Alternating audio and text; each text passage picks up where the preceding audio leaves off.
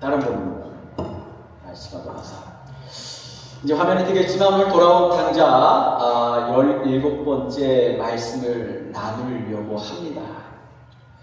다시 설교를 준비하면서 평안이라는 주제가 얼마나 쉬워요. 그런데 이번 주 쉽지 않았어요. 월요일날 정해놓고 설교를 준비하는데 왜 쉽지 않았을까? 참 말은 쉬운데 인생이 평안하게 사는 게 어려워서 그런 것 같아요. 그 이유와 그리고 그거를 어떻게 극복할지 말씀을 통해서 살펴보려고 합니다. 사람들은 누구나 평화와 평안을 원하죠. 원치 않는 사람은 아무도 없습니다. 2020년 코로나가 한창이던 때였습니다.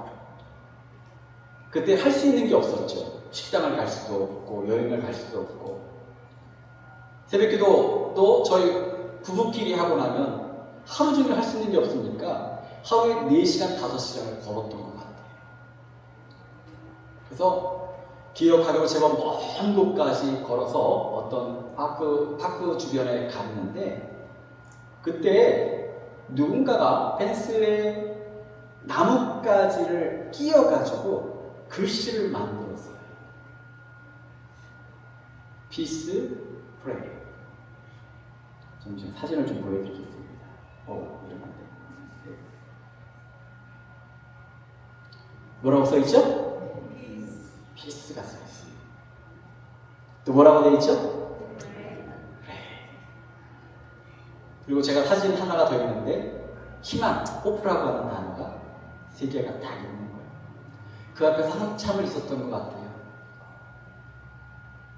누군가 참 마음을 담아서 가지 하나하나를 꽂았겠구나.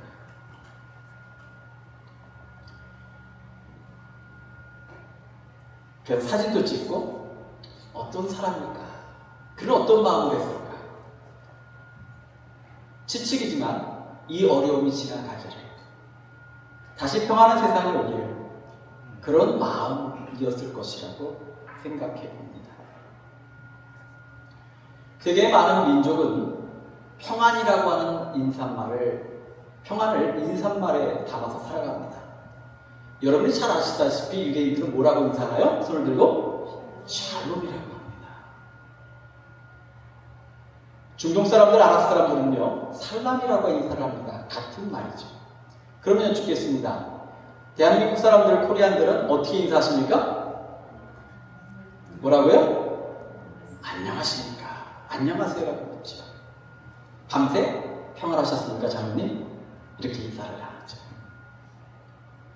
표현은 달라도 사람 마음 깊은 곳에는 평화에 대한 갈망을 누구나 갖고 산다는 거예요. 그런데 또 다른 시각으로 반대로 생각해보면 평안을 말하는 인사가 왜 이렇게 많을까요? 정확한 통계가 있는 것은 아니지만 조사를 해보니까 평안을 담아 인사라는 세계 민족이 수십 개가 넘는다고 해요. 왜 그럴까? 그 말은요, 그만큼 평안하게 사는 게 힘들어서 그래요. 평화롭게 사는 게 힘들어서 그래요. 인류의 역사 속에서 전쟁이 멈춰진 시간은 한 번도 없었다 그래요. 그런데 우리는 한두 가지 문제만 해결되면 평안할 것이라고 생각합니다. 건강의 문제가 해결되면 좋아질 거야. 경제적인 형편, 돈이 좀 많아지면 행복해질 거야. 자녀에게 문제가 없고 사람들과의 갈등이 사라지면 평안할 거야. 우리는 평생 살면서 이것만 해결되면, 이것만 지나가면 그런 생각을 가지고 삽니다. 그런데 여러분 살아보시니까 어때요? 그거 지나가도 또 어려움이 와요. 이것만 해결되면 될 것 같은데 해결할 문제는 또 와. 왜 그럴까요? 이유가 분명히 있을 겁니다. 한두 명이 그런 것이 아니라 인생을 살아가는 모든 사람이 동일한 문제를 갖고 살아가니까 그 문제를 저는 목사인지라 성경에서 찾아봤습니다. 성경은 인간이 타락한 이후 수고와 고통이 있는 세상에서 살아가는 존재라고 밝히고 있습니다. 창세기 3장 17절 말씀을 함께 읽겠습니다. 땅은 너로 말미암아 저주를 받고 너는 내 평생에 수고하여야 그 소산을 먹으리라. 땅이 저주를 받았대요. 수고를 해야 소산을 먹는데 이 수고 속에 담긴 말이 어마어마한 거예요. 단순히 농사의 문제가 아니라 인생의 측면에서 접근해 본다면 이 수고라고 하는 말이 갖고 있는 함의가 어떻겠습니까?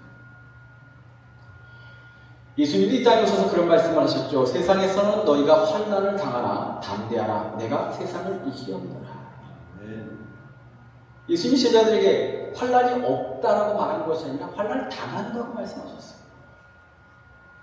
환난을 받는 것이 일반적인 거라고 말씀합니다. 그런데 중요한 것은 내가 세상을 이겼다. 환난 가운데서도 담대하냐. 환난을 없앤 것이 아니라 우리의 마음이 담대하냐라고 물으시는 거죠. 그러므로 성경이 말하는 평화는요, 문제가 없는 상태가 아니라는 겁니다. 진짜 성경이 말하는 삶의 평화는 삶의 무게가 없어지는 것이 아니라 그 무거운 무게가 내 영혼의 주인이 되지 못하게 하는 것. 그것이 평안이라는 거죠. 본문에 바울이 말씀한 거 다시 한번 읽어봅니다. 아무것도 염려하지 말고 다만 모든 일에 기도와 간구로. 읽고 싶어 하시니까 같이 읽겠습니다. 아무것도 염려하지 말고 다만 모든 일에 기도와 간구로 너희 구할 것을 감사함으로 하나님께 아뢰라. 아멘. 7절 말씀도 같이 읽겠습니다. 그리하면 모든 지각에 뛰어난 하나님의 평강이 그리스도 예수 안에서 너희 마음과 생각을 지키시라. 아멘. 바울은 이 말씀을 기록할 때에 편안한 환경이 아니었습니다. 그는 감옥에 있었죠. 감옥에 있는 사람이 어찌 감옥 밖에 있는 사람들에게 기뻐하라고 평안하라고 염려하지 말라고 이야기할 수 있었을까요? 바울이 누리는 평안은 뭘까? 우리 같으면 정말 감옥이라고 하는 끔찍한 환경 속에서 그는 어떻게 평안을 누릴 수 있었을까? 그 이유는 첫째로 평안은 문제를 바라보는 눈이 달라질 때 시작된다라고. 4장 1절에 너희 구할 것을 감사함으로 하나님께 아뢰라. 여러분, 목회를 하다 보면요, 참 어려울 때가 있어요. 너무너무 힘든 가운데 있는데 가서 하나님께서 위로하실 것입니다. 오히려 이 가운데 감사하셔야 됩니다. 라고 설교자로서 말을 하잖아요. 어떤 성도님은 예, 아멘으로 받아들이는 사람이 있지만요, 그 말을 하는 순간, 그렇게 설교하는 순간 마음에 와닿지 않는 사람은요, 순간적으로 느껴집니다. 쫙 한번 째려봐라. 이런 얘기죠. 내 상황을 아십니까? 당신 지금? 나만큼 아픕니까? 이런 얘기인 거예요. 참 어려운 얘기죠. 근데 바울은 감사함으로 이야기합니다. 왜 그럴까요? 참 어려운 얘기입니다. 우리는 일반적으로 문제가 해결되면 감사합니다. 병이 낫고 기도가 응답되면 감사하죠. 그런데 바울은요, 문제를 가지고 기도하는 바로 그 자리에서 감사하는 거예요. 감옥이 열린 게 아닙니다. 자유를 얻은 게 아니에요. 상황이 나아진 게 아닙니다. 더더구나 당시에 어떤 로마의 분위기를 보면 언제 죽을지 모르는 상황이고, 실제로 바울은 60년이 지나면서 실제로 순교를 당하게 됩니다. 그와 같은 상황인데 감사를 하라고. 왜 그럴까요? 바울의 감사는 현실이 전부가 아니라는 것을 믿는 믿음의 고백이었던 겁니다. 눈에 보이는 게 다가 아니라는 거죠. 그의 유명한 고백 중에 하나, 고린도후서 4장 17절 말씀을 함께 읽겠습니다. 우리가 잠시 받는 환난에 경하는 것이 지극히 크고 영원한 영광에 중한 것을 우리에게 이루게 하리니. 아멘. 누구나 환난은 어려운데, 고통은 너무나 극심한데, 바울은 영적인 눈으로 믿음의 눈을 바라보며 말하는 것이, 환난에 경하는 것이, 이것이 큰 것 같지만 작은 거라는 거예요. 왜? 지극히 크고 영원한 영광에 중한 것을 우리에게 이루게 합니다. 고난이 가볍다는 게 아니에요. 바울도 초대교회를 보면서 본인도 스데반의 순교를 앞장섰던 사람 아닙니까? 믿는 사람들이 살던 자리를 박차고 도망쳐 했던 것을 봤던 사람입니다. 다른 사람의 고난을 모르고 근심을 모른다는 게 아니에요. 알고 있습니다. 그런데 그가 다른 사람과 다른 것은 이겁니다. 고난보다 더 큰 하나님의 영광을, 천국의 은혜를 바라봤기 때문에 고난의 근심의 염려에 그 마음을 뺏기지 않았다는 거예요.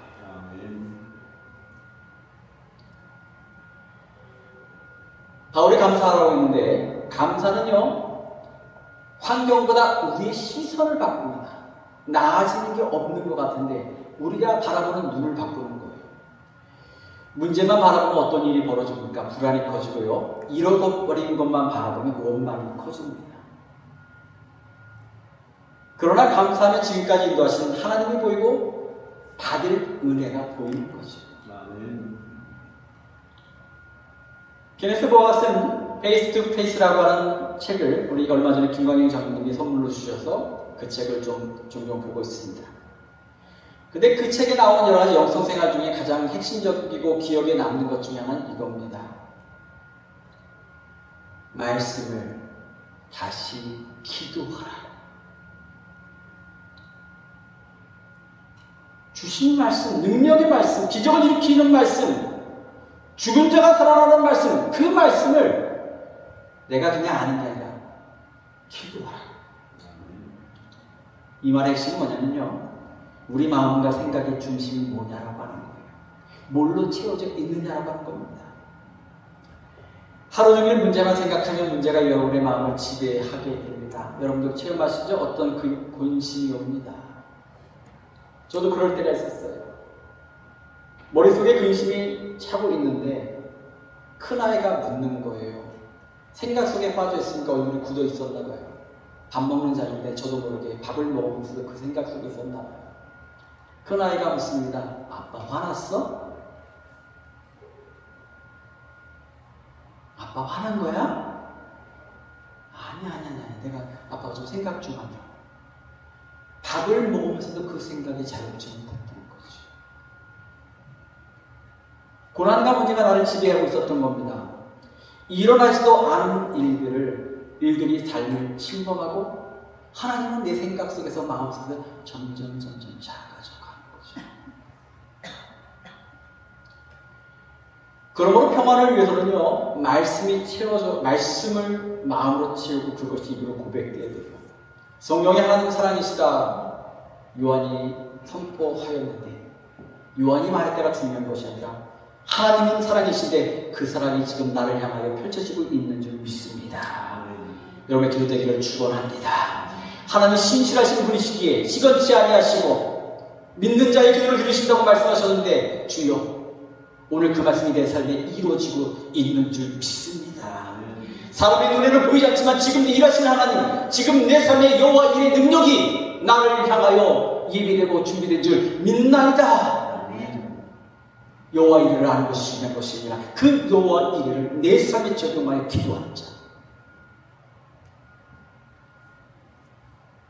우리의 생각과 마음의 중심에 말씀이 충만한 자, 이것이 믿는 자인 거죠. 그러기에 이 평안이라고 하는 것은 걱정의 방향을 바꾸는 겁니다. 우리의 두 눈이 문제 속에 쫙 빠져 있었는데 방향을 바꾸는 겁니다. 아무것도 염려하지 말고 다음 모든 일에 기도와 간구로 하나님께 아뢰라. 걱정이 생기는 것을 막을 수는 없죠. 여러분 걱정 없이 살고 싶잖아요? 그럼 한 군데밖에 없습니다. 공동묘지. 아무리 가진 것이 많아도 배운 것이 많아도 사람들에게 다 좋아 보여도 물어보세요. 다 걱정이 있고 근심이 있고 염려가 있어요. 건강, 자녀, 물질, 미래에 대한 걱정에서 자유로운 분 아무도 없습니다. 저도 맨날 웃고 다니니까 근심 걱정 없어 보이죠? 저도 속에서는요 끓는 게 많아요. 뉴스가 나올 때마다 한숨을 쉽니다. 와이프가 왜 한숨 쉬어? 어떻게 뚫고 나가지? 또 어떻게 이겨나가지? 그렇게 살아요, 저도. 근데 중요한 건요, 걱정이 오는 건 이미 말씀드렸습니다. 어쩔 수 없는 거예요. 이미 수고하게 만들었어. 중요한 것은 걱정이 생긴 다음인 거죠. 걱정을 계속 생각하면 불안이 되고, 불안은 다시 더 많은 걱정을 만들어냅니다. 하나의 패턴과 서클이 만들어집니다. 제가 한번 그걸 표로 만들어 봤어요. 불안의 악순환. 이 불안의 서클, 패턴이 있는 거예요. 걱정하는데 자꾸 그걸 생각을 해요. 생각 속에 머릿속에 반복돼요. 그럼 이게 불안을 만들어냅니다. 이 불안은요, 더 많은 걱정을 만들어내요. 더 많은 걱정이 내 속에 들어와서 더 많은 생각을 반복합니다. 하루 종일 생각해도 모자라. 그래서 걱정이 생기면 잠이 안 오는 이유가 그거예요. 근심, 걱정에 대한 생각 때문에 잠이 안 오는 거예요. 그러면 이게 또 불안을 만들어내요. 불안은 또 뭘 만든다고요? 걱정을 만들어내는 거죠. 그러면요, 요만했던 게 이만해지고 이만해지고 이만해지고 이만해지는 거죠. 그러나 믿음의 사람은 이 걱정이 오는 건 세상과 동일한데 여기서 한 가지를 바꿔야 돼요. 이 흐름을 중간에서 탁 바꿔치게 돼요. 부속을 바꿔야 돼요. 평안의 선순환이라고 하는 패턴을 만들어 봅니다. 걱정이요? 목사도 장로도 권사도 누구든지 걱정이요. 걱정이 들어왔을 때 말씀에 집중하는 은혜가 있기를 축원합니다. 말씀을 통해서 우리는 무엇을 발견하냐? 하나님이 누구신지를 기억하는 겁니다. 내가 10년 전에 죽을 것 같았는데 그래도 그때 하나님이 살려주셨잖아. 그때는 정말 답이 없었는데 어떻게 할 줄을 몰랐는데 그래도 하나님이 그 가운데 열어주시고 예비하시고 뭔가 해결해 주시면 하나님 누구신지를 기억하는 거예요. 깨닫는 거예요. 그 하나님은 지금 나의 하나님을 아는 거죠. 그러면 그 하나님을 향해 뭐 하게 됩니까? 기도하게 되는 거예요. 주님, 제가 지금 주님밖에 바라볼 뿐이 없어. 그래서 중요한 건 기도 가운데 주님께 맡기는 겁니다. 그러면요, 그 근심 속에서 자유롭고 오늘 해야 할 일을 하는 거죠.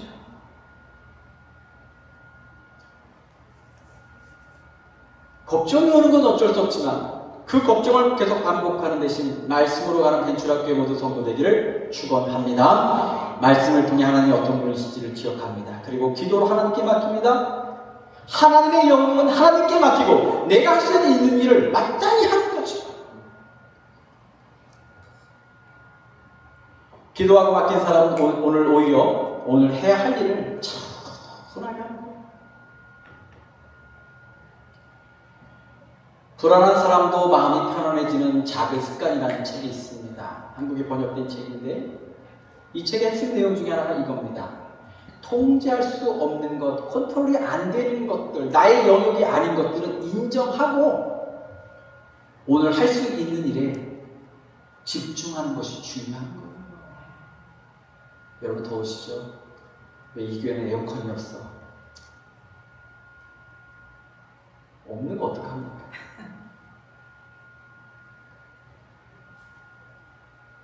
제가 눈치껏 설교 짧게 하는데 이제 집중하면. 근데 성경은요. 근데 여기서 인정해버린다는 건 어떤 사람에게는요 포기가 돼요. 낙담이 되는 거예요. 믿는 사람의 얘기는 뭐냐? 성경이 원하는 건 뭐냐? 내려놓는 것이 아니라 하나님께 맡기는 거죠.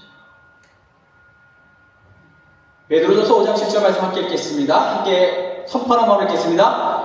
너희 염려를 다 주께 맡기라. 이는 그가 너희를 돌보심이라. 아멘. 근심과 걱정의 관리자가 되기를 축원합니다. 매니저의 중요한 역할이 뭡니까? 역할을 분배하는 거예요. 인격적으로 성숙한 사람은 근심과 걱정이 없는 것이 아니라 없을 수가 없기 때문에 없는 사람이 아니라 근심과 걱정을 잘 관리하는 사람인 거예요. 내가 할 일은 내가 하고 내가 할 수 없는 일, 아웃 오브 컨트롤에 대한 부분들은 누구에게? 하나님께 맡깁니다.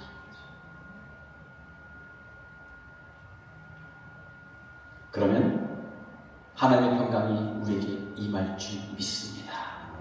이 말씀 읽고 함께 말씀 마치겠습니다. 함께 읽겠습니다. 그리하면 모든 지각에 귀한 하나님의 평강이 그리스도 예수 안에서 너희 마음과 생각을 지키시리라. 이 시간 말씀 기억하며 함께 기도하겠습니다.